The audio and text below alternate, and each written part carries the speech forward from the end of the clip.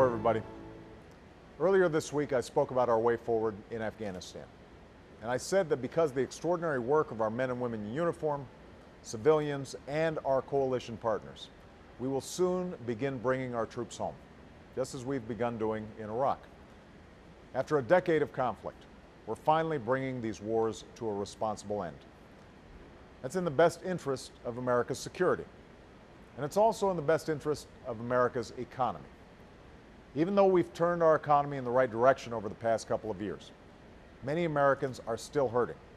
And now's the time to focus on nation building here at home. Of course, there's been a real debate about where to invest and where to cut.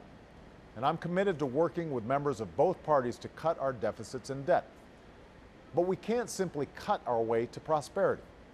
We need to do what's necessary to grow our economy, create good middle-class jobs, and make it possible for all Americans to pursue their dreams.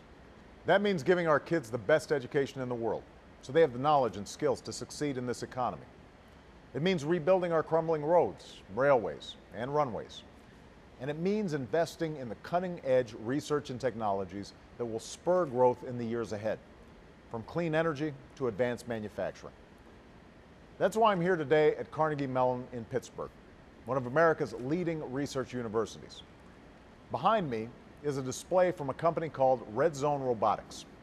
The robots they make are used to explore water and sewage pipes and find leaks and breaks before they become expensive problems. But the folks at Red Zone aren't just solving problems. They're working with unions to create new jobs operating the robots, and they're saving cities millions of dollars in infrastructure costs. This company is just one example of how advanced manufacturing can help spur job creation and economic growth across this country. That's why this week we launched what we're calling an Advanced Manufacturing Partnership. It's a partnership that brings our federal government together with some of America's most brilliant minds and some of America's most innovative companies and manufacturers. Their mission is to come up with a way to get ideas from the drawing board to the manufacturing floor to the marketplace as swiftly as possible, which will help create quality jobs and make our businesses more competitive. But they also have a broader mission.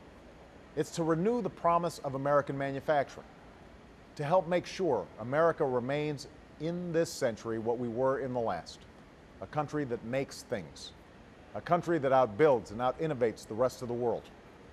I know these have been tough years for American manufacturing and all the workers and families who built their lives around it. But being here in Pittsburgh, I'm hopeful about the future. I'm hopeful when I think about how companies like Red Zone are reinvigorating manufacturing, or about how what started as a small trade school is now a global research university. We're people who've always adapted to meet the challenges of a new time, who've always shaped our own destiny. And I'm absolutely confident that that's what we're going to do one more time. Have a great weekend. Bye-bye.